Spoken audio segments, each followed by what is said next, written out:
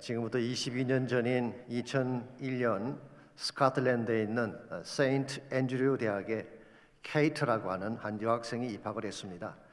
아버지는 항공사 직원이었고 어머니는 브리티시 에어웨이의 스튜디스로 일을 했습니다.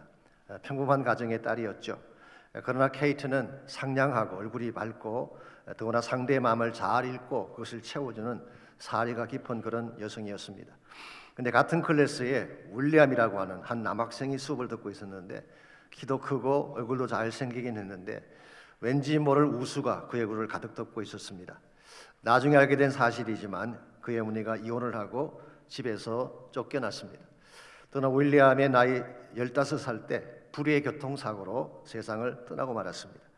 그래서 그의 마음속에는 언제나 깊은 상처와 분노가 있었고 권위주의적 삶에 대한 반항으로 가득 차 있었습니다. 그러니 수업에 집중해서 공부를 제대로 할 리가 만무했습니다. 이러한 윌리엄에게 케이트는 자신의 클래스 노트북도 빌려주고 또 따뜻한 마음으로 그를 도와주고 항상 그 곁에서 격려하는 그런 모습을 보였습니다. 윌리엄은 이것을 잊지 못했습니다. 가장 힘들고 어려울 때 자신을 도왔던 순수한 사랑이었기 때문입니다. 그랬기에 그는 그로부터 약 9년 뒤에 자신이 가장 사랑했던 어머니의 반지를 케이트에게 끼워주면서 프로포즈를 하게 됩니다. 그 반지가 영국에서 가장 유명한 반지, 다이애나 황태자비의 반지였고 그 상처 많았던 윌리엄이 프린스 윌리엄이었습니다. 아시는 대로 이 두 사람은 2011년 4월 29일 웨스트민스터 사원에서 결혼식을 올리고 오늘날 세계에서 가장 유명한 커플이 되었죠. 우리가 인생을 살아가는 과정에서 누리게 되는 소중한 것들이 참 많습니다. 그러나 그 중에서 가장 아름답고 소중한 것이 결혼입니다. 그리고 참된 결혼은 사랑으로 맺어진 언약의 관계, 이 covenant relationship이라고 할 수가 있습니다. 특별히 가장 힘들고 어려웠을 때 맺었던 사랑의 언약은 평생 잊을 수 없는 가장 소중한 축복이 되는 것입니다.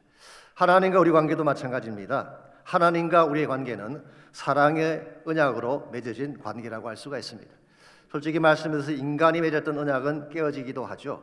그것 때문에 상처를 받기도 합니다마는 하나님께서 맺으신 언약은 그런 법이 절대로 없습니다. 왜냐하면 하나님의 언약은 절대적 사랑과 무조건적인 사랑에 근거한 것이기 때문입니다.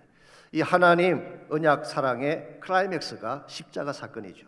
십자가는 하나님이 우리를 어떻게 사랑하셨는가, 그래서 우리가 맺었던 피의 언약을 보여준 사건이었습니다.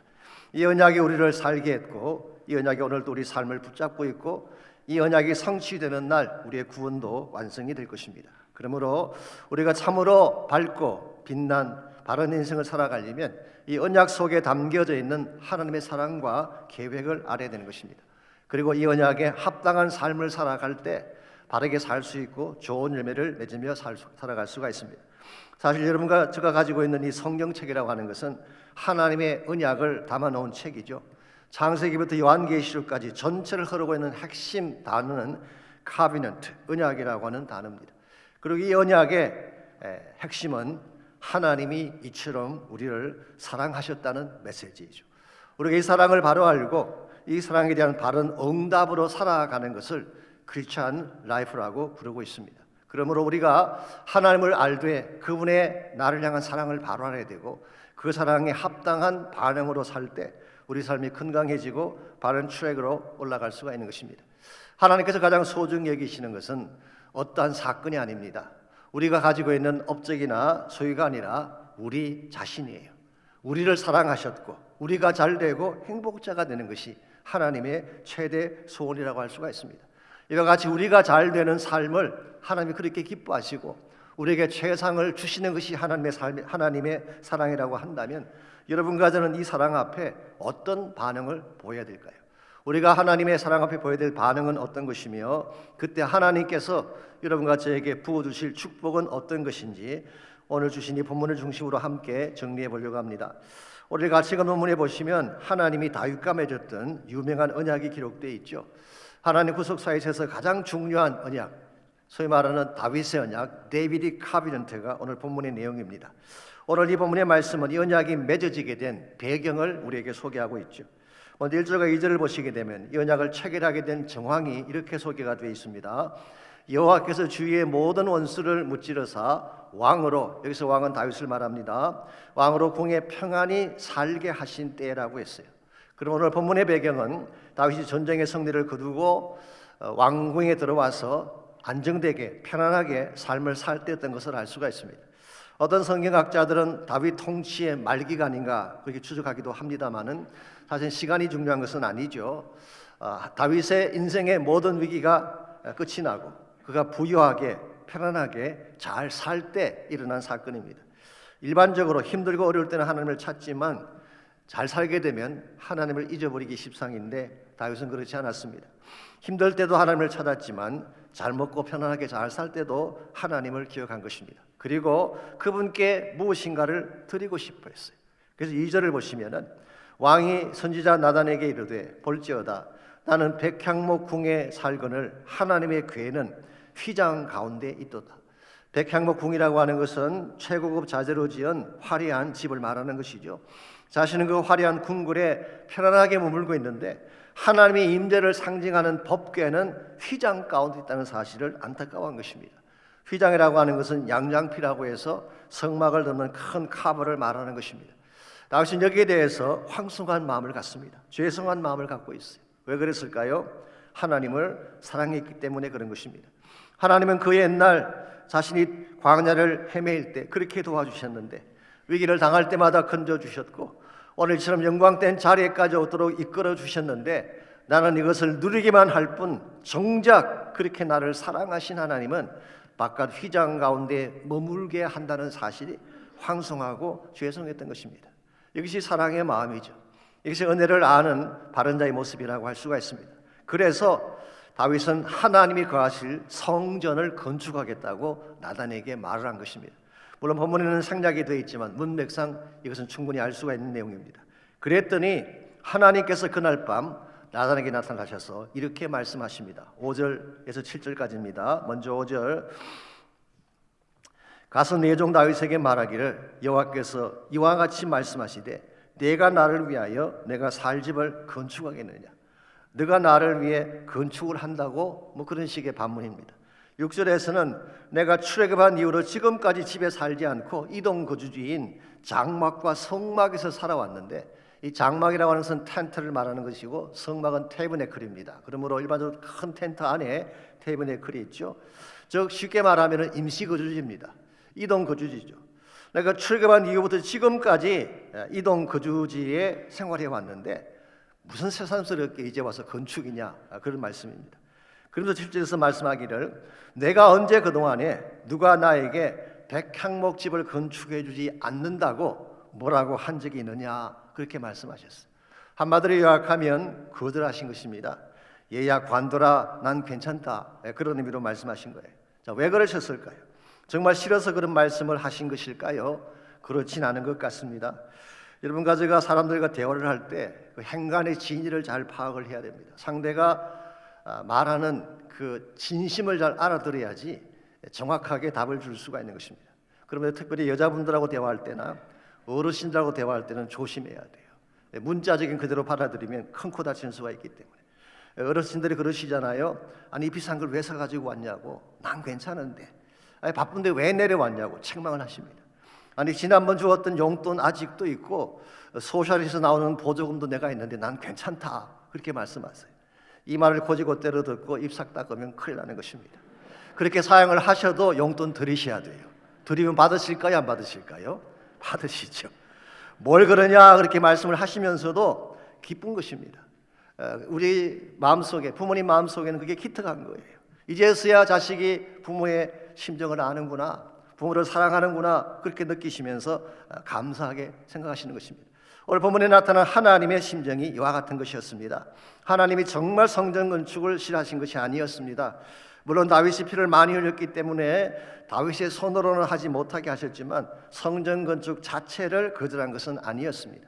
실제로 열왕기상 9장을 읽어보게 되면 솔로몬이 성전 건축을 마쳤을 때 하나님 이렇게 말씀하셨어요. 내 이름을 영원히 그곳에 두며 내 눈길과 내 마음이 항상 거기 있으리라. 하나님 기뻐하셨어요. 그러므로 다윗이 여호와의 전을 건축하고 있을 때에 실제로는 내심 기뻐하신 것입니다. 마음속에 기특한 마음을 가지신 것입니다. 비로소 다윗이 나를 정말 사랑하는구나 이 사실을 느끼신 것입니다. 그래서 성전을 짓겠다는 다윗에게 오히려 더 큰 축복을 약속을 하십니다. 그렇게 해서 주신 약속이 그 유명한 다윗의 언약이죠. 이제 8절에서 13절에 자세한 내용이 있습니다만은 나중에 설명을 드리겠습니다. 특별히 11절 말씀 보시면 이렇게 말씀하시죠. 여호와가 너를 위하여 집을 지어줄 것이다. 다윗, 내가 내 집을 짓는 게 아니라 I will build a house for you. 내가 너를 위해 집을 세우리라. 이렇게 말씀을 하십니다. 여러분, 이것이 하나님 아버지의 심정입니다. 우리가 무엇을 조금 드리면 더 큰 것으로 안겨주고 싶어하는 마음, 이게 여러분과 저를 사랑하시는 하늘 아버지의 마음이죠. 그러므로 이것은 give and take와는 다른 것입니다. 돌아올 반대급부를 계산해서 드리는 것과는 다른 케이스예요. 사랑하기 때문에 부어주시는 은혜의 축복을 말하는 것입니다. 작은 것으로 심었는데 큰 것으로 거두게 하시고, 썩을 것으로 심었는데 썩지 아니할 것으로 거두게 하시고, 땅의 것으로 심었는데 영광된 하늘의 것으로 거두게 하시는 하나님의 수확, 이걸 어떤 분은 은혜의 수확, method of grace라고 부르습니다만은 이게 하나님께서 다윗에게 주시고 싶은 축복의 내용이었어요. 그리고 실제로 다윗은 이것을 누리게 됩니다. 하나님은 다윗과 언약을 맺어주셨고 그 결과 그의 집안이 크게 견고하게 세워지게 되고 오고는 세대 가운데 가장 빛난 그런 가문을 만들게 된 것입니다. 여러분과 저의 삶도 마찬가지입니다. 우리가 하나님의 사랑을 바로 알고 그 사랑에 합당한 삶을 살게 된다면 하나님은 여러분과 저에게 놀라운 축복을 안겨주시는 것입니다. 그러므로 우리가 1차적으로는 하나님의 사랑을 깨닫는 것이 중요하고 그 은혜를 아는 것이 중요하지만 두 번째 중요한 내용은 그게 합당한 헌신을 드리는 거예요. 그때 하나님께서 기뻐하시고 우리 삶 속에 축복의 약속을 부어주시는 것입니다. 자, 그렇다면 우리가 하나님을 사랑해서 우리 자신을 헌신하게 되면 하나님은 어떤 축복을 약속해 주실까요? 오늘 본문에 기록된 다윗의 케이스를 통해서 하나님을 사랑해서 헌신하는 자들에게 주어질 세 가지 차원의 축복을 함께 정리하려고 합니다. 첫 번째로 존귀한 이름을 약속해 주십니다. 우리가 하나님께 헌신하게 되면 하나님은 우리의 이름을 존귀하게 만들어 주신다, 그런 뜻이에요. 8절을 보겠습니다.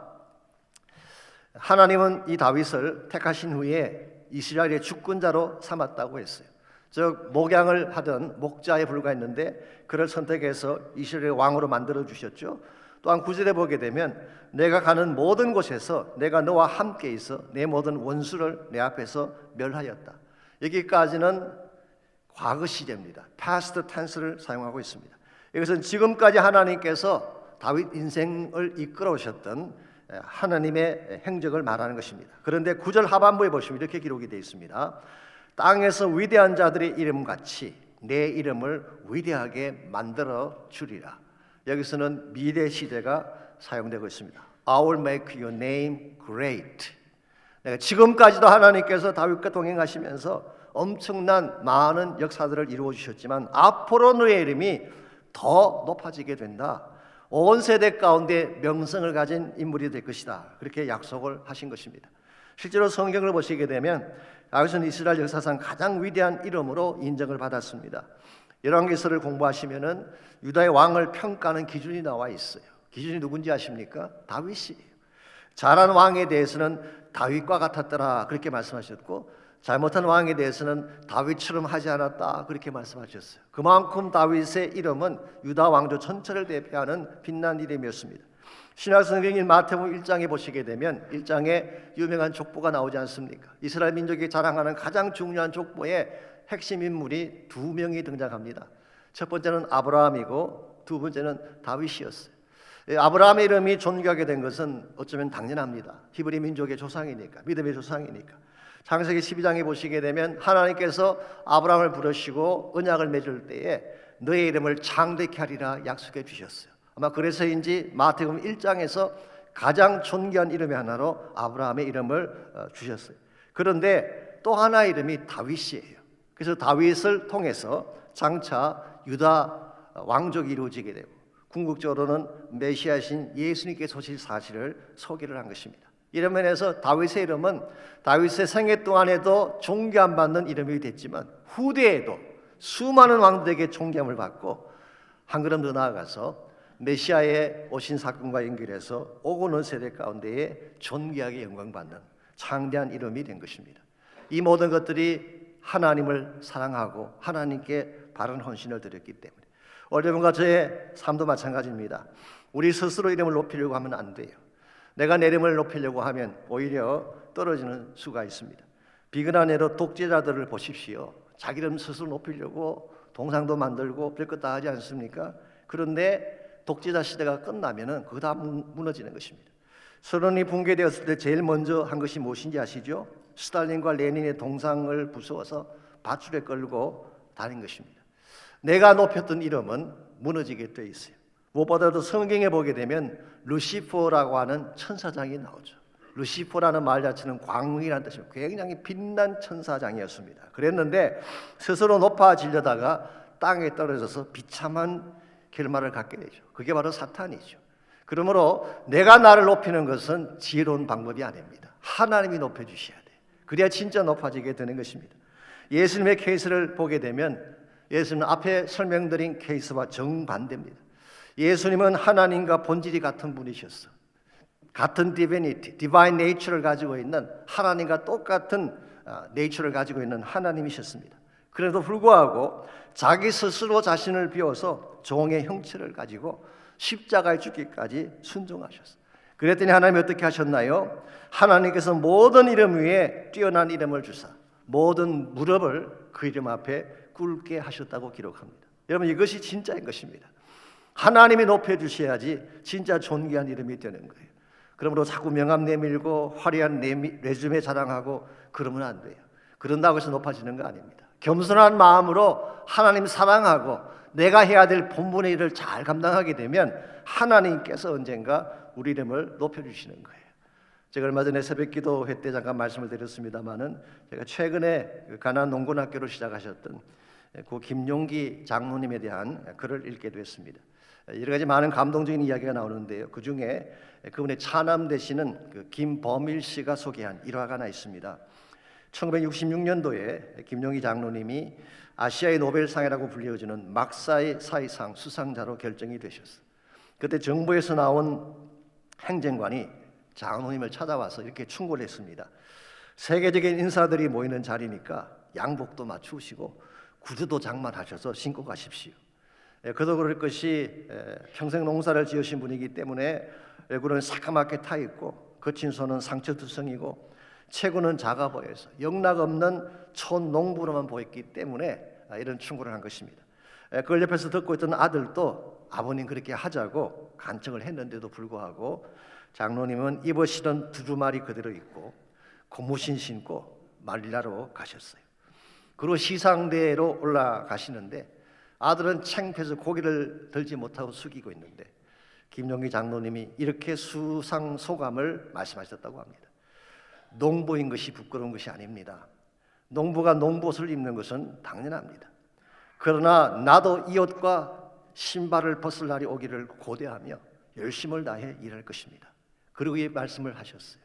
아시아의 모든 농부가 고무신으로부터 해방이 되는 그날, 아시아의 모든 농부가 두루마리로부터 해방이 되는 그날, 저도 양복을 입고 구두도 신을 생각입니다. 얼마나 귀한 선포예요. 얼마나 아름다운 도전이에요. 허영심에 들떠서 그 모양만 내려고 하는 사람들에게 챌린지가 되는 말씀 아니겠습니까? 이 말을 들은 수많은 관객들이 일어나서 기립박수를 보내어 주었고 아드님의 눈에는 눈물이 고였다고 하는 일화가 있습니다. 여러분, 이와 같은 것이 진정한 명성이죠. 하나님이 나에게 어떠한 잡을 주시든지 나의 위치가 어디든지 하나님 때문에 자긍심 가지고 전심을 다 일하게 되면 하나님이 우리 이름을 장대케 만들어 주시는 거예요.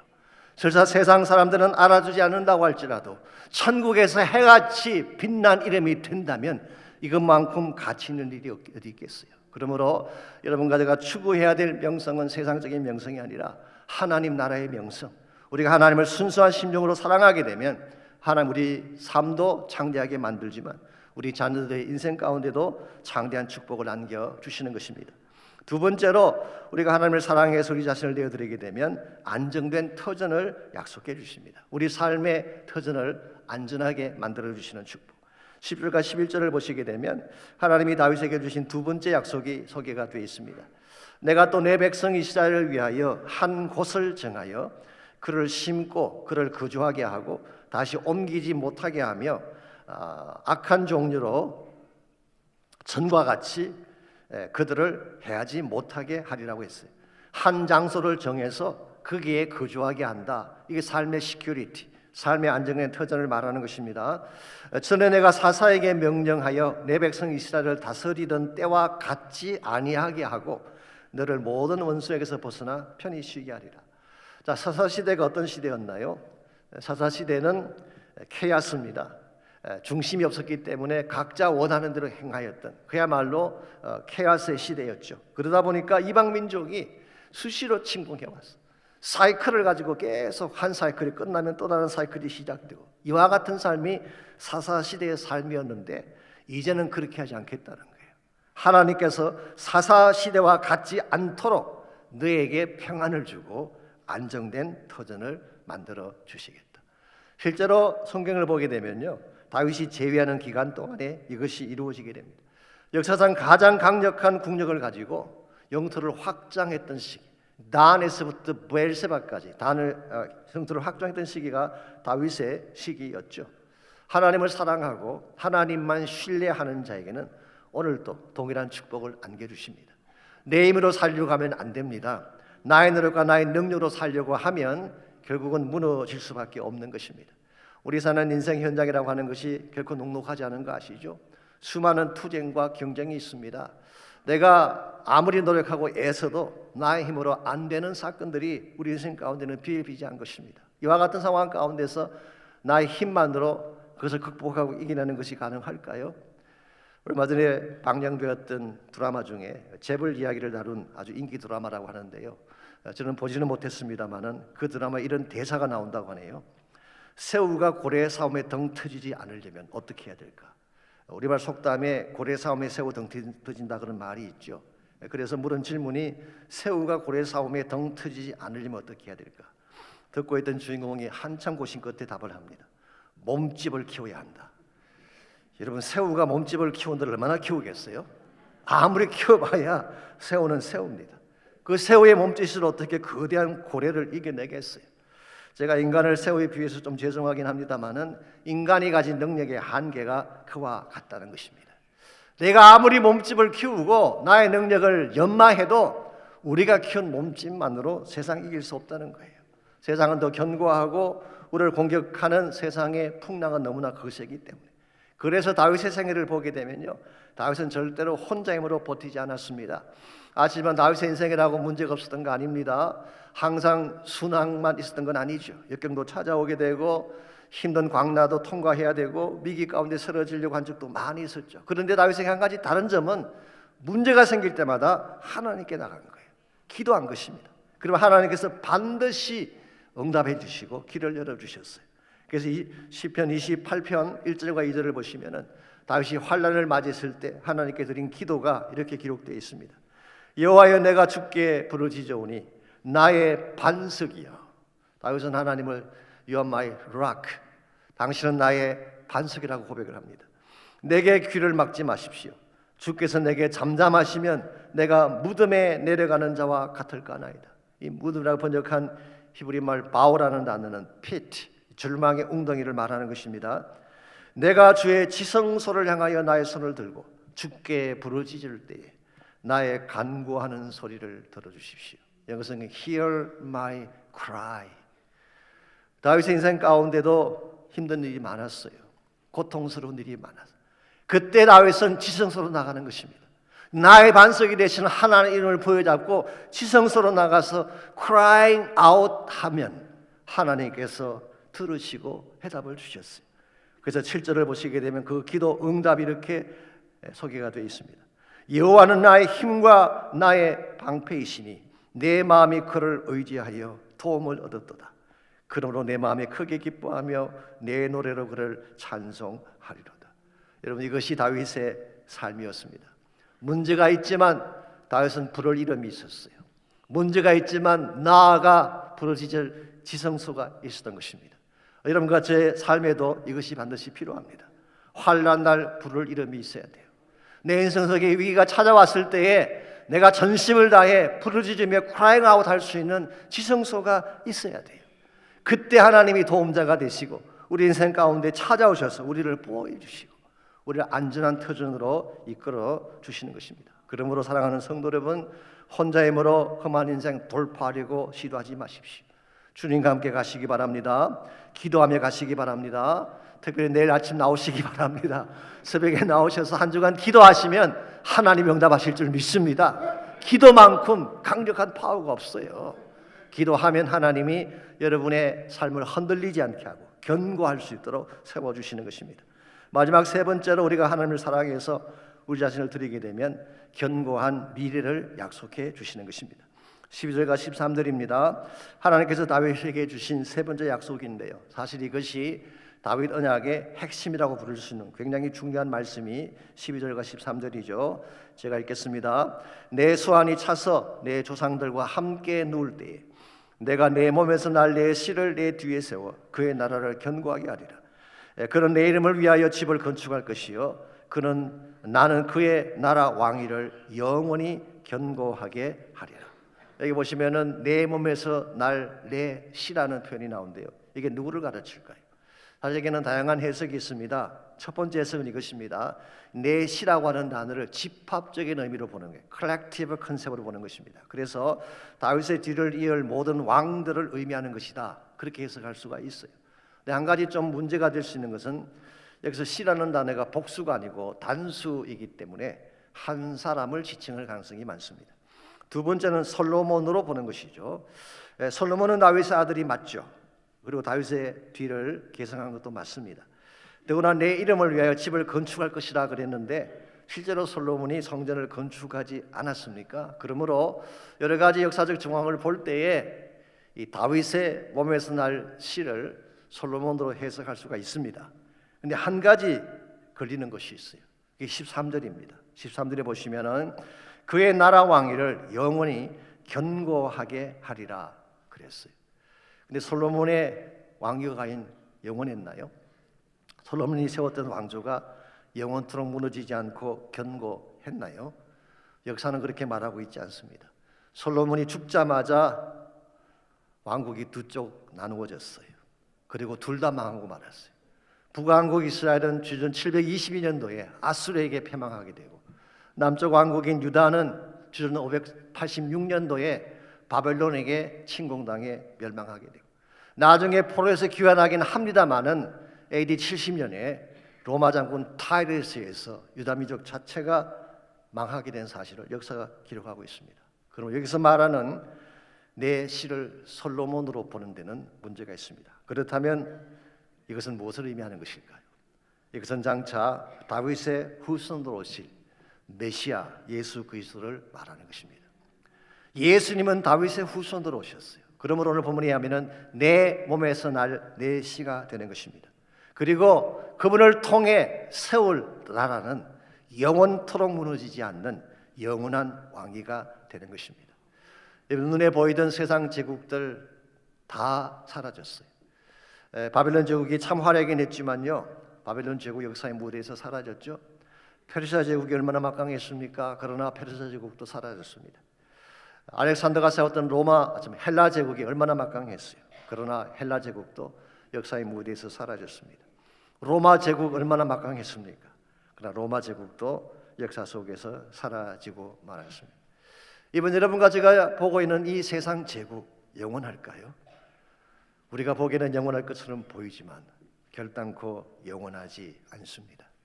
유일하게 한 나라, 예수 그리스도를 위해 세우질 하나님의 나라만은 영원한 것입니다. 예수님 한 분만이 영원한 우리의 왕이신 줄 믿습니다. 예수님을 통해 세우실 하나님의 나라만이 영원토록 무너지지 않는 영원한 나라가 되는 것입니다. 이와 같이 영원한 왕을 세우고 영원한 나라를 세워서 이 나라를 통해 하나님의 뜻을 집행하기 위한 언약이 바로 다윗과 맺은 언약이었어요. 오늘 여러분과 제가 이 언약 안에 들어오게 된 것은 너무너무 감사할 일이죠. 사실 우리는 세상에서 살던 사람이었어요.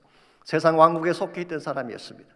근데 예수님을 통하여서 예수 그리스도의 몸에 넣은 피 때문에 여러분과 제가 하나님 나라에 들어오게 됐어요. 지난주에 말씀드린 것처럼 마태복음 20장에 보게 되면 장터에서 놀던 사람들이 많잖아요. 장터에서 해질 때까지 놀다가 인생을 마칠 사람들이 얼마나 많습니까? 여러분이 장터에서 세웠던 것들은 아무리 화려해도 영원하지 않습니다. 사망선을 넘길 수 있는 게 아무것도 없어요. 그러므로 하나님의 포도원으로 들어오셔야 돼요. 하나님의 나라로 들어오셔야 되는 것입니다. 오늘 본문의 말씀은 분명하게 우리 모두에게 초청하며 도전하고 있습니다. 언제까지 세상에 속해 살 거냐는 거예요. 언제까지 세상의 바벨탑을 쌓기 위해 인생을 투자하며 살 것이냐는 것입니다. 이제는 우리의 영원한 왕이신 예수 그리스도께로 돌아오고 그분이 세우실 영원한 킹덤 비전에 참여를 해야지 우리가 한 분을 살아도 바로 살 수 있게 되고 진정한 열매를 맺게 되는 것입니다. 그래서 고린도후서 4장 18절에서 사도 바울은 이렇게 선포하고 있습니다. 우리가 주목하는 것은 보이는 것이 아니요 보이지 않는 것이니 보이는 것은 잠깐이요 보이지 않는 것은 영원함이라고 했어요. 눈에 보이는 세계 화려해 보이지만 잠깐입니다. 그러나 보이지 않는 세계 하나님의 나라는 영원하다는 거예요. 그러므로 우리가 진정한 의미에서 바른 삶을 선택하기를 원한다면 이 하나님 나라에 우리 인생을 걸고 그 나라에 들어가서 하나님을 사랑하고 섬기는 삶을 집행해야 되는 것입니다. 여러분과 제가 진실로 하나님을 사랑한다고 한다면 그리고 그 사랑의 의미를 바로 알고 있다면 이제 우리는 그분의 소원을 행해 줄 수 있어야 됩니다. 하나님의 소원은 피 묻은 복음을 전하는 것입니다. 죽으시고 부활하신 예수 그리스도를 땅 끝까지 전파하는 거예요.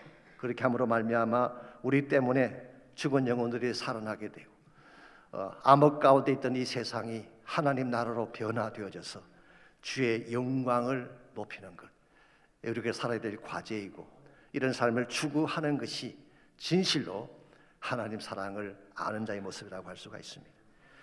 조 바이든 대통령이 지금 미국을 다스리는 대통령이죠. 그분에게는 별명이 참 많다고 합니다. 몇 년 전에 트럼프가 선거 캠페인할 때는 슬리피 조라는 별명을 붙여줬죠. 항상 이렇게 졸리는 눈. 그 다음에 크리피 조라고 부르기도 했어요. 항상 음침하고 그런 조. 그렇게 늘 놀리기도 했습니다만은 또 하나의 별명이 있습니다. 엠트랙 조라고 하는 별명이 있어요. 엠트랙은 뭔지 아시죠? 기차입니다. 유명한 그 정치가들 가운데 엠트랙을 가장 많이 사용한 사람이 조 바이든이에요. 이분이 델라웨어에서 상원의원을 할 때 36년 동안 엠트랙을 타고 아침에 출근했다가 워싱턴 DC까지 출근했다가 저녁에 퇴근하는 그 일을 했습니다. 편도만 110마일이 된다고 하는데 그는 엠트랙을 타고 매일 출퇴근을 한 것입니다. 이유가 무엇인지 아십니까? 아들 때문이었대요. 원래 조 바이든에게 세 자녀가 있었습니다. 그랬는데 1972년도에 교통사고로 자기 아내와 갓난 딸이 그 자리에서 죽게 되고 2살, 3살 난 두 아들은 중상은 입었지만 살아나게 되죠. 근데 조 바이든의 마음속에 그 아들이 항상 걸렸어요. 엄마 없이 혼자 집에 있을 아들을 생각하면서 그게 너무 안쓰러워서 그는 출퇴근을 하게 된 것입니다. 그랬는데요, 그 중에 한 아들, 보라고 하는 아들이 2015년도에 브레인 캔서로 세상을 떠나고 말았습니다. 그리고 마지막 남은 아들이 헌터라고 하는 아들인데 여러분이 아시는 바대로 이 아들은 문제아였어요. 마약 중독에 빠지기도 하고 불륜에 빠지기도 하고 더구나 수입 댄스와 하룻밤을 자는 바람에 사생활을 낳기도 하고 수십 번 재활센터를 다니면서 치유를 했지만 고쳐지지 않았어요. 더구나 최근에는 특검을 받고 기소되는 일까지 벌어졌잖아요. 미국 역사상 처음 있는 일이래요. 현직 대통령의 아들이 기소되는 건 처음 있는 일이에요. 그럼에도 불구하고 조 바이든은 단 한 번도 이 아들을 내친 적이 없대요. 누가 뭐라고 하더라도 사랑하는 아들이니까. 그래서 또 칼럼 리스터는 이 아들을 조 바이든의 아픈 손가락이라 이렇게 불렀어요. 아프지만 잘라낼 수 없는, 아프지만 그래도 품어야 되는 아들이란 뜻입니다. 그런데 아픈 손가락은 조 바이든만 가진 게 아니에요. 하나님 아버지도 아픈 손가락을 가지고 계십니다. 그것이 바로 여러분과 저예요. 한때는 다윗마저도 아픈 손가락이었죠. 하나님 마음을 상하게 하고 하나님 가슴에 못을 박고 하나님 멀리 떠나갔던 아픈 손가락이었어요.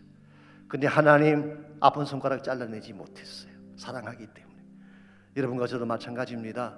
우리가 헌터보다 더 나을까요? 더 깨끗할까요? 더 정직할까요? I don't think so. 헌터 못지않게 동일한 죄를 범했던 여러분 같죠. 버려도 한참 잘라버려야 마땅한 여러분 같이였는데 자르지 못하는 아버지의 마음, 그게 사랑하는 것입니다. 아파도 내 아들이기 때문에, 못나고 빗나가도 내 아들이기 때문에. 이게 여러분과 저를 향하신 하나님의 사랑입니다.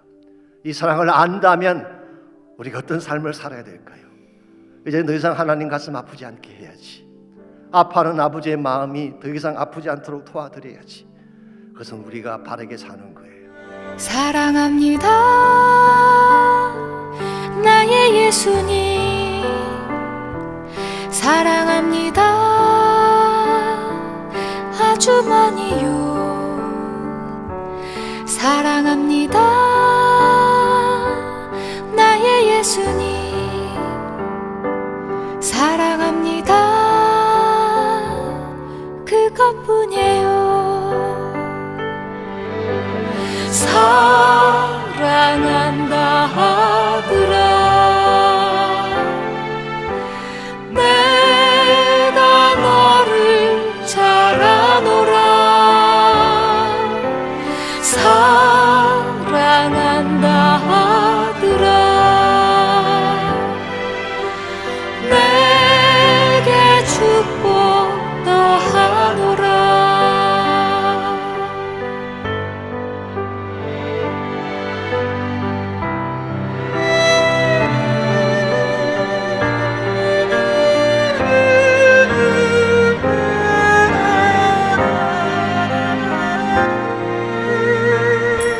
사랑합니다